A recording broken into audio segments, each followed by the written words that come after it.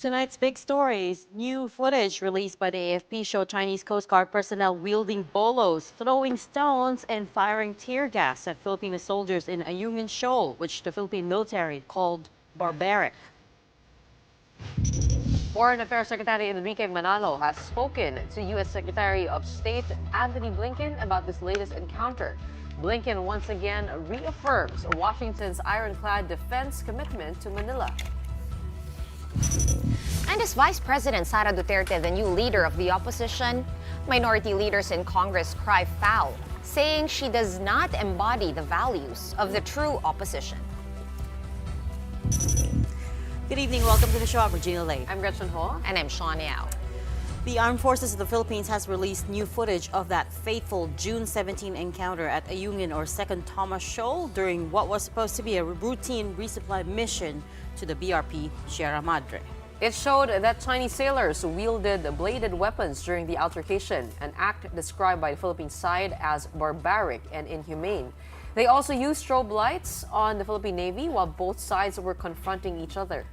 The videos also showed Chinese personnel illegally boarding the Philippine vessels and throwing tear gas and rocks at Filipino soldiers who had to defend themselves using their bare hands. Brian Castillo with the big story tonight. This video taken from the grounded BRP Sierra Madre in Ayungin Shoal shows how the Chinese Coast Guard surrounded Filipino soldiers aboard the Philippine Navy's rigid hull inflatable boats or ribs. The CCG personnel can be seen forcibly trying to sever the rope connecting the ribs to the BRP Sierra Madre. Hey, stop! This is our territory! Whoa! Sorry! Whoa! In the video, you can hear the Filipino soldiers shouting, as well as the loud sirens of the CCG vessels. After a few moments, the Chinese personnel were seen trying to grab a bag from the Navy's rib. China even used strobe lights to try to disrupt those taking a video of what was happening. In another footage, it can be seen that someone from the BRP Sierra Madre splashed water at the Chinese Coast Guard to drive them away from the Philippine outpost. The Chinese side then drew out bladed weapons and pointed them at the Filipino soldiers as if to threaten violence. A few moments later, the CCG used their weapons to stab one of the Navy's rubber boats. That's happening while other Chinese Coast Guard were ramming several anchored ribs of the Philippines. From this angle, from inside one of the ribs, we can see how the Chinese tried to intimidate the Filipinos by pointing a knife at them. The AFP added that the Chinese military aircraft was also circling overhead. In the end, the CCG personnel looted supplies and destroyed the Philippines' rib. The Philippine military described the latest incident as the worst and most intense resupply mission to BRP Sierra Madre. Historically, this would be the most aggressive pusher that they have done. They came close because they were after the ribs. They were after the boats, not the ship. This barbaric, this piracy, they are thieves. This illegal, coercive, aggressive, and deceptive actions of China does not reflect the intention of their country to be a global power. Other countries have to be wary of this. A News 5 source says this is the first time the Chinese Coast Guard came this close to the BRP Sierra Madre. The CCG came so close that they could almost climb aboard the Philippine outpost. This is also the first time that China used weapons to intimidate Filipinos and destroy its ribs. China likewise broke a Philippine boat's windshield and communication and navigational equipment. Etong kabila, walang kinikilalang batas at the tactical level, just as they don't recognize international law by coming into our exclusive economic zone. Videos released by the AFP clearly show that the Filipino soldiers were unarmed. There were reports that China was able to seize Philippine weapons from the ribs, but the AFP says these weapons were disassembled and were stored in the crates. Navy spokesperson Commodore Roy Vincent Trinidad stressed that the Filipinos fought back and defended themselves in a restrained manner. This was a mob. This was a band of barbarians. Hindi natin pinabayaan. Anong option natin? Barilin? Hindi po pwede. Sapagkat ang ating instruction, the rules of engagement are very clear. Hindi naman tayo nagpabaya. Pero ang dala natin, bare hands, may mga konti tayong mga gamit sa barko na hindi naman talaga offensive in nature. One of the videos also showed Seaman First Class Underwater Operator Jeffrey Facundo being tended to by one of his co-sailors. He is the soldier earlier reported to have lost his thumb when China rammed the rib that he was on. It took the AFP 3 days to release these footage, which critics say is not consistent with the goals of its transparency initiative. But according to the AFP, there was a delay because they took the operation's security into consideration. We are also balancing po the operational security and accuracy para po ma-ensure natin na yung ating mga operasyon are not compromised because of unauthorized disclosure of sensitive po and inaccurate information. Dito po sa delay na to, operational security considerations po ang naging necessity rito, and yung delay po natin in reporting is to safeguard po our strategic and tactical interests. Maritime security expert Ray Powell believes that China's actions can be considered an armed attack. The Chinese soldiers were clearly armed. Just because they didn't shoot weapons doesn't mean they weren't armed, and it was certainly an attack. China has no regard for the safety of Philippine personnel. It has no regard for the security of a Philippine vessel. It has no concern over approaching a Philippine sovereign vessel, a Philippine outpost with Philippine military personnel. With this, Powell says Article 3 of the Mutual Defense Treaty can be activated to jumpstart consultations between the Philippines and the U.S. on actions that can be taken. For now, the Philippine military is still coming up with a plan on how to go about their next resupply mission. But what they're certain of is that China's aggressiveness will not be a reason for them to halt the delivery of goods to Filipino soldiers in Ayungin. For News 5, Brian Castillo. We are One News. I remember yesterday we were talking about it, that the lack of video evidence. I mean, we're not used to that, yes. right? And the slow release of details. But that all surprised us. The AFP tweeting at around 11 p.m. No, at around midnight actually, and I remember chatting with you about it because they released a barrage of photo and video documentary, I suppose, evidence about what happened. Pero in-explain naman ni Colonel Francel Padilla kung bakit. Actually, ganun yun Security issues. Pagka pinagko-cover sa West Philippine Sea dati, Oh, hindi yes, talaga I nila remember. Agad-agad. Para kumbaga naka-embargo muna yung details because they want to make sure that the accounts... They get the facts right. Yeah, they get the facts right, whatever happened. Usually meron yung time code, tapos ito yung nangyari noon, and after sequence of events. So what I'm wondering now is where is that part of the story? I mean, what happened on Philippine side? Because usually we don't see Niza Mace here. How many Philippine boats were there? Ano nangyari? Who went here first? When did somebody board? Yung sequence of events. Yeah, right. Medyo may kulang-kulang pa rin na details. As Yeah. much as marami ng video, we can't really piece together exactly what happened We do before know and how after. sensitive the information Right. is Incredibly so, that's right. What's also standing out to me in that video was that they reached BRP Sierra Madre. So remember, they said the mission was not successful. Actually, the boats got They there were already. already moored. They anchored Yeah, already. they're already moored Which beside the means, Sierra if not Madre. for the fact that the CCG vessels came, it would have been a successful trip too. So, pero nandun na sila eh. Yeah, pero They were there. nakabang na sila, Yeah. diba? Tapos they were towed away. Yeah. They were towed And away. it's pretty much what happened during the airdrop operation, of obviously a lot more severe and a lot more escalatory. But ganun din yung nangyari, di ba? Na airdrop, nakalabas na yung mga Hinabol. sundalo natin, tapos bigla silang naghabol doon sa goods. Well, there's still a lot more questions, but this for sure is the most serious incident in recent memory. The Senate is now seeking a full briefing from the DFA on the matter. Senate President Chis Escudero called the escalation of tensions in the West Philippine Sea alarming. He also urged the DFA to go beyond filing diplomatic protests and explore every means to conduct meaningful dialogue with their counterparts from Beijing in view of avoiding further escalation and without giving up our rights and privileges. Escudero also appealed to the armed forces to explore alternative methods of delivering supplies to the BRP Sierra Madre. Meanwhile, Senator Francis Tolentino says it is time to convene the National Security Council. It's about time that the President consider convening the National Security Council, considering that Executive Order 115, circa 1986 Canal Bilbo.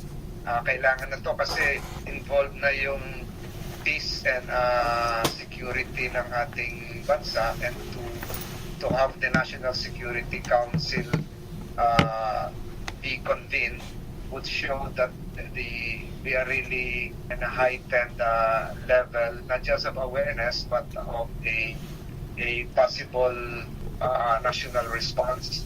So yung mga members ng National Security Council would involve not just current officials, but even former presidents and respected leaders.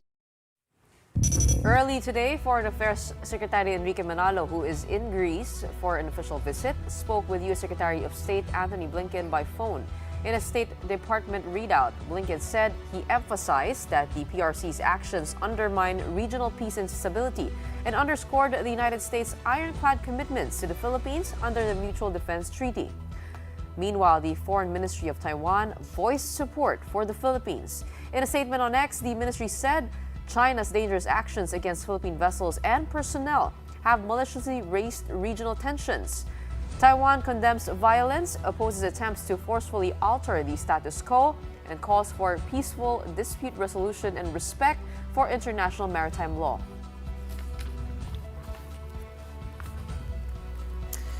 With this latest incident, what moves are left to the Philippines? To discuss, let me bring in our first guest for tonight, Justin Baquisal. He's a visiting fellow at the International Institute for Strategic Studies, or IISS Asia. Good evening, Justin. Thanks for making time for us. Hi, good evening, Regina, Sean, and Gretchen. You're in Singapore right now, is that correct? Yes, that's correct. You're doing a fellowship at the IISS, which, as everyone knows, is Yes, the organizer of the Shangri-La Dialogue. Correct. Justin, very big question to start off with, which is, at this point, what options are left to the Philippines? The MDT is something, the Mutual Defense Treaty is something that keeps being bandied about, but honestly, most of the analysts that we've spoken to say this does not constitute an armed attack just yet. From the U.S. side, it doesn't seem like they are ready to pull the trigger either.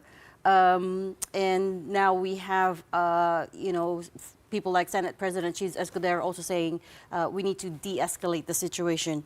What options are left to the Philippines at this point? Right. I think right now there are three primary options for the Philippines at the strategic level. So number one, of course, we can keep doing the resupply missions to signal to China that the armed forces of the Philippines has the nerve and the determination that withstand protracted tension, meaning to say we will not buckle under the pressure and that we will continue to resupply DRP Sierra Madre, which is, of course, what China is trying to prevent here. Now, I would term that kind of action of status quo, so the Philippines doesn't necessarily have to invoke the Mutual Defense Treaty, but at the same time, it will keep pushing on these operational maneuvers. Second option, I think, would be to begin thinking about how to leverage the alliance with the United States to improve the deterrent effect vis-a-vis China. Because I think right now, it's very clear to everyone, it's evident that the current posture of the Philippines and the United States right now are not deterring China from undertaking these illegal coercive maneuvers, even against the Philippine Navy. So before, right, they're harassing civilians, they're harassing the Coast Guard, and then now it is outright that they are openly harassing the Philippine military. So in short, China has shown the intention that it will implement its sovereign claim to the area in Second Thomas Shoal.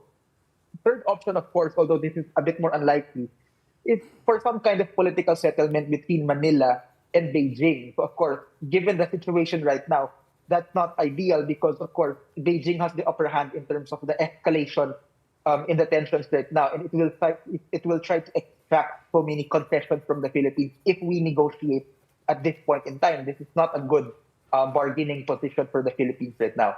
At the tactical level, though, I think I'd like to say that on Senator Escudero's point that the Philippines already did various sorts of resupply missions, in fact. So this is sort of a buzzword already that maybe we can try something else. But frankly speaking, I think that it's not the main issue here. The main issue here is that China is showing that it will interdict any Philippine resupply to BRP Sierra Madre. So there's no easy solution. The Philippines have tried to resupply via the Coast Guard, via commissioned private vessels, via the Philippine Navy. We've tried to resupply traditional, maritime transport and also via airdrop. And the Philippines has tried to resupply with a live broadcast with the media. And and the most recent one through a covert operation. And all of these China has prevented. So I think the debate about the modality of the resupply is, is a ship that has already sailed. It's proven that this is actually not the main issue right now. The main issue is how can the Philippines continue to resupply the BRP Sierra Madre safely and of course without escalating broader tensions with China that will provoke a major international incident. So I think that's the main policy conundrum for the Marcos administration. And right now, what seems to be happening is that number one, Malacanang, so far as we've noted, seems to be silent on this issue. So it's taking a cautious approach on how it speaks on this issue. And then secondly, of course, Secretary Gilbert Teodoro has already committed that the Philippine Navy will continue to resist Chinese maritime aggression. So in short, I think the Philippine government is leaning toward approach number one, which is we're going to continue the resupply mission and we will show the determination that, regardless of the pressure that China puts, the Philippines is going to continue its presence in the area. Now, operationally, I think final point on this, I think there has to be some sort of more creativity between the Philippines and the United States in how it is approaching the issue. We've already known that President Marcos has said that if there is one casualty, that is a red line for the Philippines, meaning to say we will invoke the Mutual Defense Treaty with the US. But I think that sort of is a wrong approach or a wrong angle to the issue because basically we are waiting for a casualty to happen before the US-Philippine Mutual Defense Treaty is called upon. But if you look at the way that China has operated, it is already trying to exercise control over Second Thomas Shoal, within which the BRP Sierra Madre is located. So even without any death, it is already undermining Philippine military and strategic interests in the area. So the question is, what are we going to do about it? So I think in this regard, the Philippines and the US could consider trying to fast-track implementation, not just of the EDCA, but also forward deployment of assets in the West Philippine Sea area.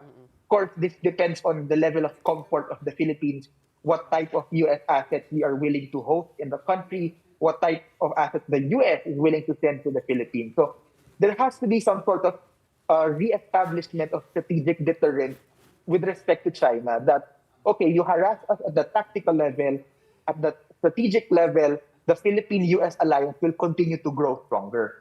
So that's another option. But of course, there is an issue right now and China is banking on this, that the US-Philippine alliance is not as ironclad as it assumes. Yeah. That, the Philippines will be intimidated, right? That if we're intimidated, we will back down from this, we won't fall on the United States. So that's a major issue right now.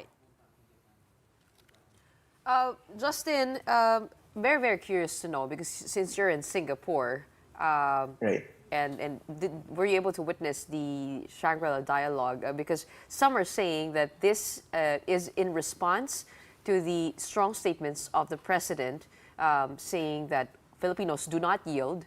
Or do you think this is in response, or this is the application of the new Chinese Coast Guard law? What was the reaction of the audience there in Singapore with what happened with the president's speech, also with the defense minister of China's speech? Right, yes. I was at the Shangri-La dialogue. In fact, I was able to ask President Marcos a question after his speech. But I think the broad reaction to President Marcos' speech was that it was very good. It was very measured in the sense that it's very calculated. So the speech of President Marcos contained two things, right? So number one, it's really a political peacocking on the part of his administration that it is signaling his resolve to go toe-to-toe with China on this and that he will not blink in the face of pressure. That's number one. The second is that, of course, President Marcos sort of tried to address the unevenness within ASEAN with regard to the increasing cooperation between the Philippines and the United States. Because, of course, there has been some international criticism that the Philippines is bringing in foreign forces into the region, that sort of thing. But, of course, the Philippine case is different because we are enlisting U.S. support within our national territory, which, by the way, is a sovereign right of the Philippines to decide who we partner with or who we don't. But we also try to assuage the partners within ASEAN that President Marcos remains committed to ASEAN-led mechanisms when it comes to resolving disputes with China. So he expressed support for the conclusion of the Code of Conduct in the South China Sea. So Marcos is trying to have a balancing act. Now, in terms of the reaction to this, I would say it's actually a mixed bag because, of course, naturally, some people will be uncomfortable with the policy of the administration, regardless of what the president tells on an international forum. And China has repeatedly mentioned this during the Shangri-La dialogue that they don't like what the Philippines is doing. So there is that. But at the same time, in terms of the impressions from China, because China this year during the dialogue was quite bellicose, right? So when the defense minister from China spoke, and during the question and answer portion, he only addressed two issues. Number one is the Taiwan issue, and then secondly is the South China Sea issue. And he practically ignored many of the other questions that were levied against China. And the most important question there, of course, is China's credibility. Because on the one hand, we have China having this rhetoric to not escalate tensions. But of course, on the other hand, at the tactical level, as we can see from the Philippines maritime transparency effort right now, that on the ground, actually, China is willing to escalate its behavior. And up to now, it has already led to a major security incident that led to the injury of a Filipino Navy personnel. Right. Justin, I would just like to ask, with regard to pursuing getting something from the United States, as we know that could be a deterring force in the South China Sea, but how do we actually go about it? It's so easy to say, right? But some are saying that we can invoke the Mutual Defense Treaty. However, it doesn't have to be to go to war, right? We can just ask for maybe a big boat to escort a bigger, a ship from their navy to escort our supply missions. Because you're right, I was laying awake thinking, how will we resupply the troops over at the Sierra Madre? Because they will need provisions sooner rather than later, right? How do we then make that happen before, that area essentially kind of is blockaded already? Right. You're right there, actually. So the Article 3 and 4 of the Mutual Defense Treaty is all about consultation in the event of an armed attack in the Pacific. So, of course, right now it's still unclear whether the Philippine government interprets this as an armed attack. But there are some remedial measures we can take now. So, number one, just to preface this, I think the Marcos government right now wants the resupply missions to be an all-Filipino affair, meaning to say that it's actually not calling on the Americans to join these resupply missions, right? So the closest we've had before was American ISR vessels trying to shadow the Philippine operations in the area, but it hasn't actually joined the resupply mission. And the reason for this is not just optics, but principle, because at the end of the day, the tensions in the Second Thomas Shoal is between the Philippines and China, right? It's not between the US and China. It's a tension between our two countries, one smaller than the other. So I think the Marcos administration is sticking to that all-Filipino resupply policy. But secondly, we can be creative with in terms of the US, right? So for example, right now, the US only has access to increased number of sites under the Enhanced Defense Cooperation Agreement. What the Philippines and the US haven't actually discussed that much is forward deployed forces. So what types of aircraft are they going to deploy to the Philippines? What types of ranged fires are they going to deploy here, right? So that's the big question there.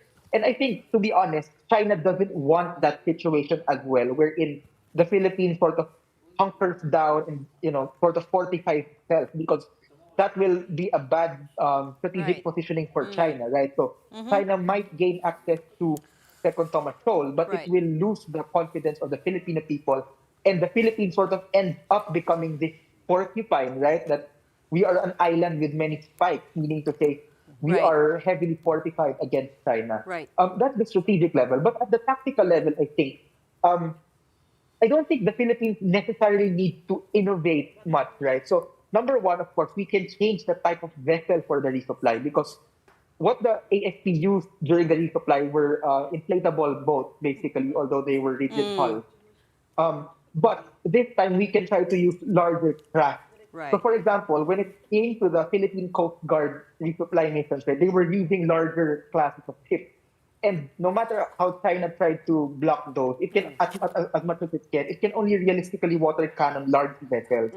The reason why China was able to board the Philippine resupply was because they were on small inflatable vessels. Right. So essentially, I think that's a big calculus. So of course, if the Navy is willing to up the ante on this and actually call China's bluff, will China actually board a Yes. Philippine Navy vessel in a resupply? I think that's something the Philippines can do. Right. That's a And very then good. secondly, yeah.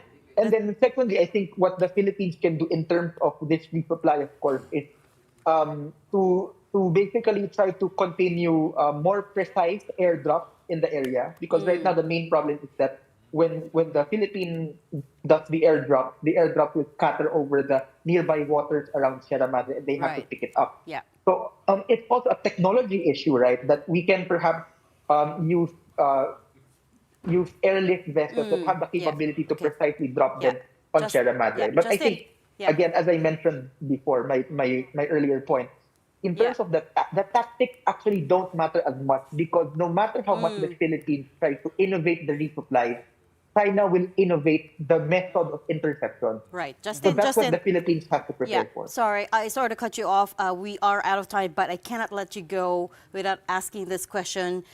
I just need you to expound on one of your tweets. You said, I think one mistake by Manila in the past months is not going too far and quickly with facilities hardening plus augmented presence in the West Philippine Sea. It let itself be distracted by noise and ivory tower thinking, which, as events today show, mean absolutely nothing in a tactical encounter. You have 1 minute to expound on that. Right. Please, where is the ivory? Where is the It's a ivory difficult thinking? job. And what is the noise? And where's the ivory thinking, Right. ivory tower thinking coming from? I think I'll be frank about this, right? The noise, I think, so much has been the hype about the effect of transparency in and of itself. Because transparency in and of itself is not a strategy. Even if you put 100 media personnel there, if China is intent to stop the resupply, then it will stop the resupply. So the Philippines has to look at it more from the perspective of a military operation and how to do it. So the Philippines has to commit that if we are going to do the resupply, we have to repel China's efforts to stop the resupply. And that includes the basic question that if China again tries to board a Philippine Navy vessel, then naturally the Philippine Navy has to exercise its natural right to self-defense under international law to avoid to be boarded. Because under international law, China should not be boarding vessels of another state. That every vessel has a foreign immunity. So I think that's the goal. And I'd like to conclude by saying that I think the Marcos administration should by now already know that China has given up on trying to work with the Marcos administration, frankly. That's why it's applying maximum pressure on it. And it's hoping that maybe from the next administration, we're going to have President Sara Duterte or somebody more favorable to China. So I think Marcos has to decide whether it is all in on the defense of the West Philippine Sea or whether it will continue to take some half measures. So I think the broad strategy of the Marcos admin is already good. It's just that it has to credibly back it up that this incident will not, boarding incident will not happen again. And really, that's what you're pertaining to about ivory tower thinking. It needs to get back down to grassroots, back to the basics. Correct. Thank you so much for all your insights tonight. There's lots more we can talk about, but we'll have you on the show again another time. Justin Baquisal, Visiting Fellow at the International Institute for Strategic Studies, or IISS. Thanks for your time. We're going to pause for a quick one. Right after that, leaders of the traditional opposition parties cried foul over the idea of Vice President Sara Duterte becoming the new face of the opposition. More on that when we return. Keep it here.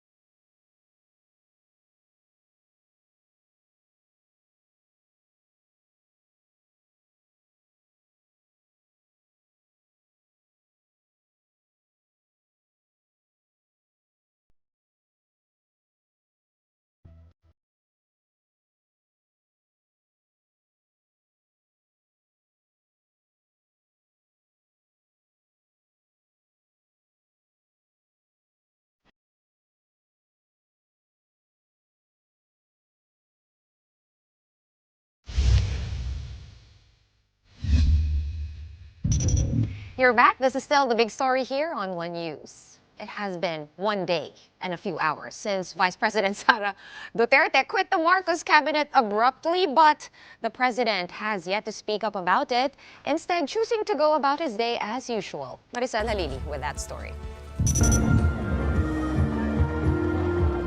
It was business as usual for President Bongbong Marcos as he toured Mindanao, a known stronghold of the Dutertes. Marcos first visited Surigao del Sur to distribute aid to almost 12,000 farmers and fishermen affected by El Nino. There, the president distributed over 158 million pesos in financial assistance to the local government of Caraga. Marcos thanked his fellow secretaries and acknowledged their contributions.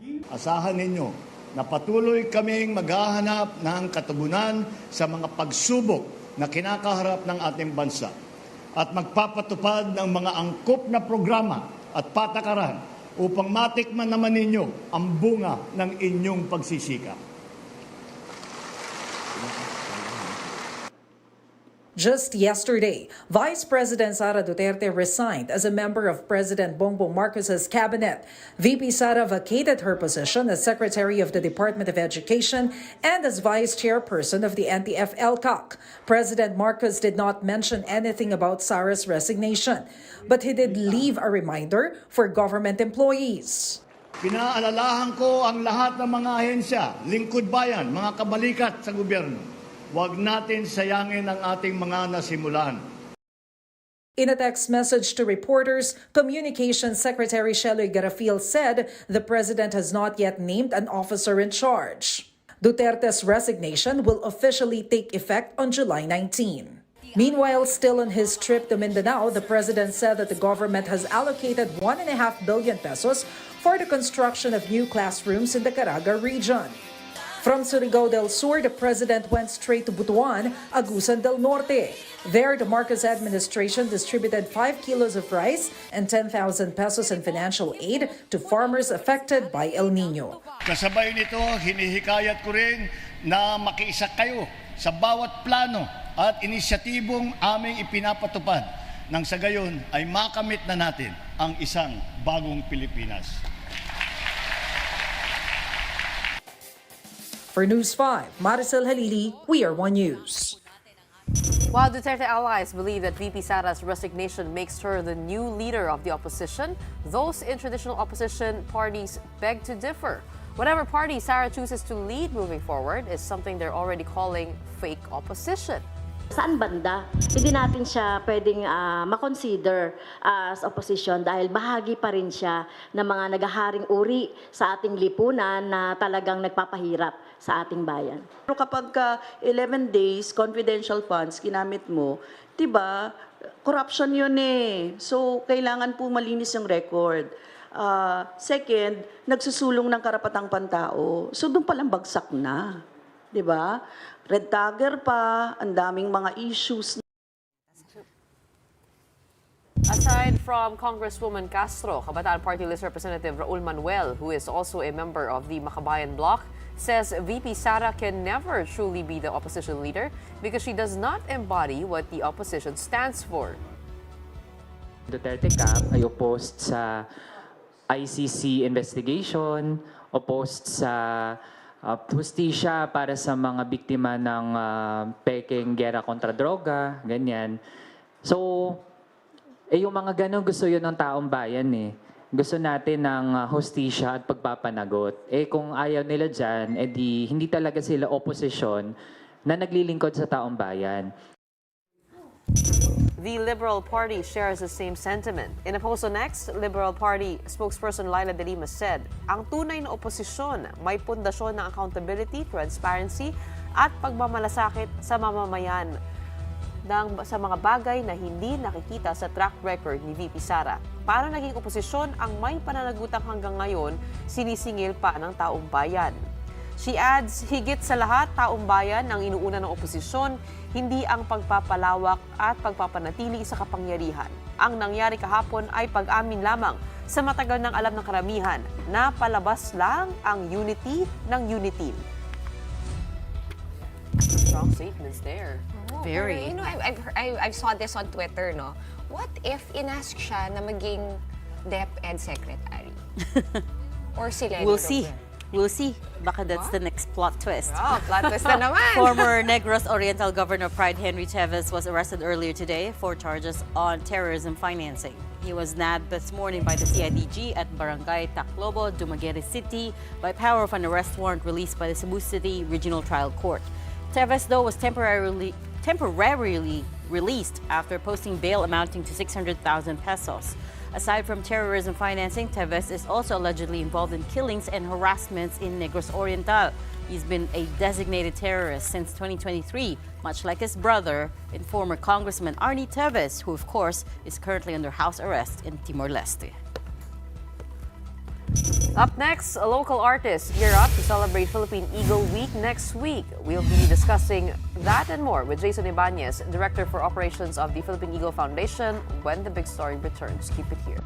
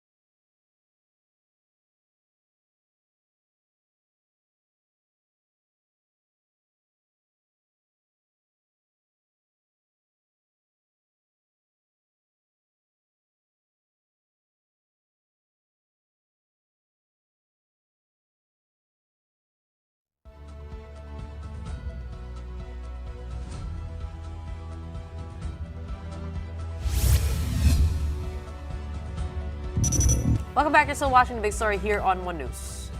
Okay, pahinga muna tayo sa South China Sea. Sa papahinga West tayo. Papahinga muna tayo doon. Dito muna tayo.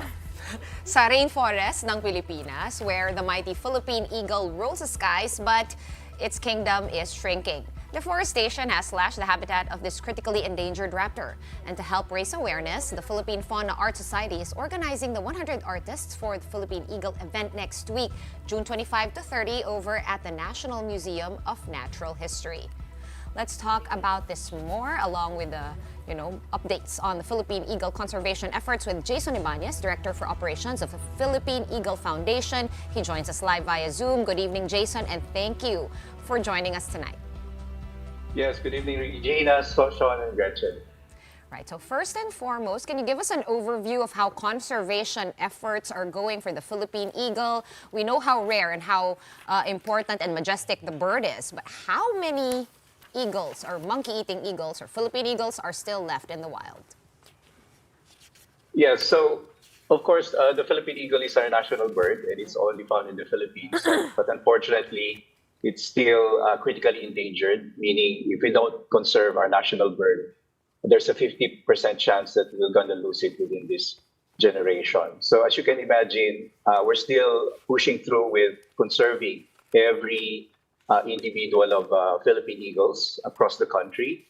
And we've been deploying a mix of techniques, including education campaigns, site-based, going to communities and convincing villages to help with the conservation. We also do public education campaigns. There's also social media campaigns. There's also law enforcement. And then, as mentioned earlier, we're also aggressive at facilitating forest conservation as well as reforestation. Because, of course, the Philippine eagle is very much dependent on tropical forests, like everyone else. The Philippine eagles cannot live outside of the forest, and that's a major reason why the population has declined. More than 80% of its original forest cover has been lost. And on top of that, you also have cases of some Filipinos still shooting and hunting and then trapping our national bird. It's very easy to fall in love with our national bird, as you can see. It's one of the most beautiful and also one of the largest raptors in the world. It has a flamboyant crest.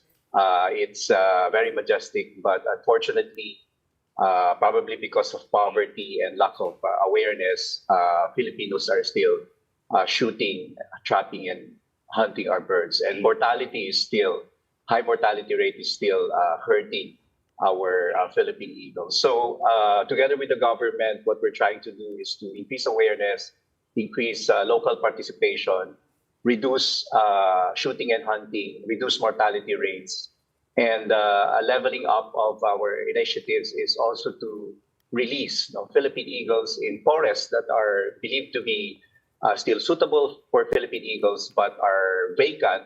And then by doing this, we're trying to increase population numbers of the Philippine eagles in the wild. Jason, do we have a number of eagles so far? And where do these eagles thrive and abound in the Philippines? Right. So based on our latest estimate, we have no more than 392 pairs of Philippine eagles across the country. They're found only on 4 major islands, namely Luzon, Leyte, Samar, and Mindanao. Based on our studies, Mindanao has the largest remaining population, more than 60% or about 200 more or less pairs. And then you have more than 100 pairs in Luzon, mainly along the Sierra Madre Mountains and the Cordillera region. And then you have a few pairs in Samar.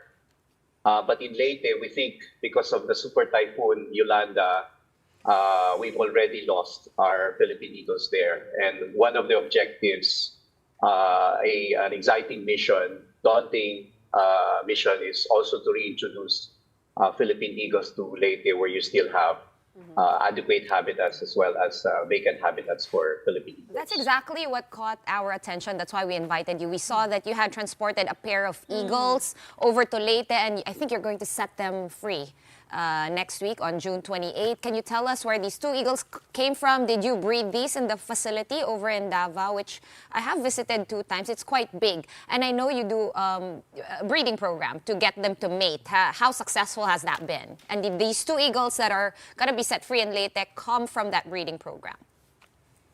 Right. Well, so you're right. We're very excited to release the first 2 eagles out of potentially 18 eagles to recolonize the habitats on Leyte. Now, these Philippine eagles, the first installment, are actually hatched and rescued from the wild. So one Philippine eagle, female Philippine eagle Carlito, is about 6 years old. She was rescued from the forest of Agusan del Sur. Unfortunately, she was accidentally trapped in a native trap intended for deer and wild pig. That's the challenge with our Philippine eagles. Now, we know it as the king of the skies. They do majestic flights, but they're also actively walking on the ground. We've seen them do that. They do that to chase snakes, catch cobras, monitor lizards, as well as rodents. So they're vulnerable to traps set by natives, our indigenous peoples, intended for deer and wild pigs. So that's accidental trapping. And then the other eagle, a male eagle, was shot, and then it was rescued by one of the indigenous Bagubo Tagabawa of Mount Apo. So they're practically hatched and reared in the wild, rescued, but we're giving them a second chance at life by being the first Philippine eagle to be released in Leyte as part of our conservation translocation program. And you're right, we do conservation breeding of Philippine eagles at the Philippine Eagle Center in our new facility at Mount Apo. Now we have 2 facilities now. We have a total of 36 eagles. We've bred 29 eagles so far. The first captive bred eagle is Philippine Eagle Pag-asa. But so far, we still have yet to release captive bred birds to the wild successfully. So that's an ongoing project, and we hope we'll be more successful in the next few years in our new breeding facility at Mount Apo. I'm sorry. I was just about to ask a question. I'm so sorry. Okay. I ended up swallowing a little bit of saliva there. I was just going to say, what kind of support does the Philippine Eagle Foundation need? I'm guessing monetary support is always welcome, but what else? Yeah, so of course we're getting a lot of help from volunteer professionals, from the youth. We want more of that. With our release in Leyte, we want or we need people who would help us do education campaigns in the uplands. Of course, we need philanthropists and kind-hearted people to help us bring support as well as incentives to communities who consciously decided to help conserve Philippine eagles. Consciously meaning, communities abandon their traditional hunting, communities who are willing to stop slash and burn farming and then opt for alternative livelihoods. So we really need corporations, individuals to provide funding to these incentives, so to speak. We really need to show to our villages, those people in the uplands, that they're better off saving the eagles than shooting and trapping the eagles or destroying their habitats. And we can only do that if we provide tangible benefits. For instance, we have an ongoing community-based project in one of the oldest nesting sites in Mount Apo. Philippine eagles are very loyal to the places where they breed. They use the same nesting sites over and over again, generations of eagle couples. So if you want to save the Philippine eagles and then make sure that the pairs, monogamous and territorial pairs, continue to breed, you need to protect these nesting sites. And the best way to do it is, again, to support the communities. We're currently implementing a water system project. It's one of the aspirations of the indigenous community. They said, if you help us with these basic social services that we don't receive, and we get them, we'll be very happy to support and take care of the eagles, because we know that they're friendly neighbors and they brought this assistance and these benefits to us. So that's what we're trying to do, secure each of the nesting sites as possible, breed or facilitate human and eagle good relationships. And then also, again, release eagles in vacant habitats where, they get protected and they continue to breed and then add numbers to the dwindling wild population. Right, definitely a win-win situation over there.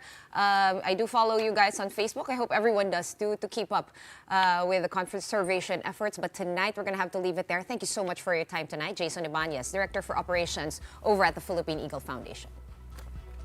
Several of the Paris-bound boxers, along with officials of the Association of Boxing Alliances in the Philippines, made a courtesy call to MVP Sports Foundation Chairman Manny V. Pangilinan.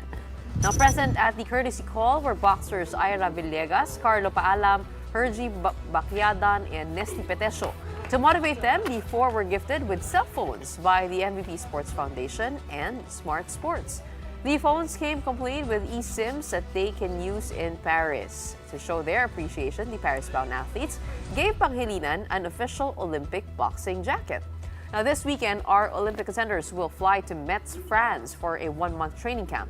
As reported last night, Petesio and Paalam will be the country's flag bearers in the opening ceremony of Paris 2024. Hindi ko po ina-expect kasi ang nasa utak ko talaga magpa-flag bearer si EJ or si Carlos Yulo talaga. So, never kong inisip. So, nung in-announce na nga, like sabi ko, talaga. So, sobrang proud po ako, lalo na dala mo, nalalakad mo yung flag ng Pilipinas. Sobrang saya po talaga. Mas masaya po pag marinig yung awit ng Pilipinas pag nananalo ka. Any advice that you could give to all our Olympians before Paris Olympics? Well, we can only ask them to do their best for the country, and I think they will.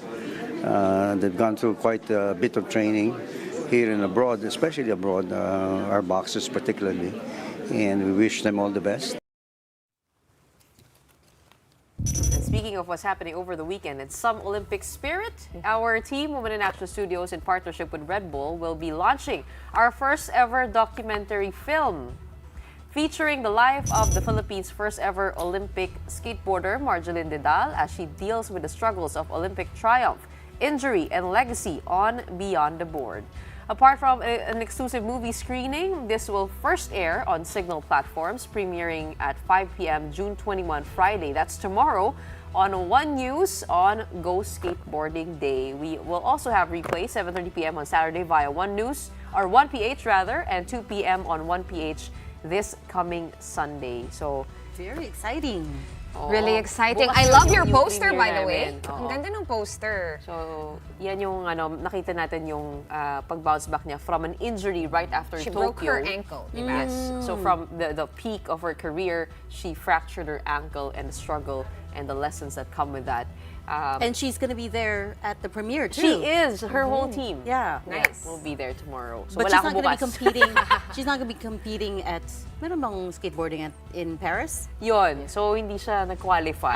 Okay. But we showed everyone the journey of Margie trying to qualify for the Philippines She's still with young. that fracture. And there's always Oh, yes. the next Olympics. Yeah. Aabot pa siya. I don't know where the next Olympics are going to I be. also don't know. Is it Brazil? Also premiering this Sunday, girls, is on June 23, 7 p.m. is our new documentary show under One News and Gusto Signal mo ako TV. magbasa? Gretchen Ho reports. Nakakahiya. Sorry. The first episode, Calboro. We'll talk about my trip to Scarborough Shoal, showing the decades effect of conflict on the fishermen, providing history and context to 3 administrations that dealt with issues in the disputed waters. Let's take a sneak peek into that. Kasalukuyan po binobomba ng tubig ng China Coast Guard habang tayo po ay patungo ng Scarborough Shoal. This is a serious escalation on the part of the agents of the People's Republic of China. Sa pag-iit ng ating karapatan, sila ang unang tinatamaan. Hirap na hirap po kami. Hindi po sapat ang ayuda. Malayang pangingisda lang po ang kailangan. Kapag punersa na kunin natin, pag magkagulo, kami rin yung kawawa dito. Paano nga ba tayo humantong sa sitwasyong ito? Di naman po yata tamang ipimigay na lang natin sa iba ang sadyang atin talaga. Papel lang yan. Itatapon ko yan sa wastebasket. I do not intend to yield. Mula nung standoff noong 2012, hindi na natuldukan ang agawan sa teritoryong ito. Sigalot na umabot na ng mahigit 1 dekada. Sino nga ba ang may karapatan sa Calboro? Sa aming unang pagtatanghal, samahan niyo ako sa paghimay ng mga mahalagang issue sa Gretchen Ho Reports. Ngayong linggo na sa One News. Yan. Paki-explain daw yung Calboro. Ay, natanong ni Regina. Calboro kasi ang tawag ng mga lokal doon sa Scarborough Shoal. Okay, That's the local term. So, kaya siya Scarborough kasi it was named after a British ship that was stranded in Scarborough. Kasi nga yung mga reef dati, they map it because mabababaw yung mga lugar na yon in the South China Sea, and they're trying to navigate around it. I see. So before, they were actually moving away from those reefs and shoals. So Back in Calboro. ancient times. Okay, but I have to stop you there. Scarborough. Dahil 1, wala na tayong oras. Sorry. And second, para manood sila nung Gretchen Sa Ho Sunday, Report sa Sunday, 7 p.m. Yan yung Ayan. unang namin, documentary namin. At yan yung teaser. And yung trivia from Gretchen. Calboro, panoorin nyo. Sa linggo na po yan. But for tonight, that's it from us 3 here at Big Story. We are One News, all sides, all the time. Thanks for tuning in. Have a good night and a great weekend.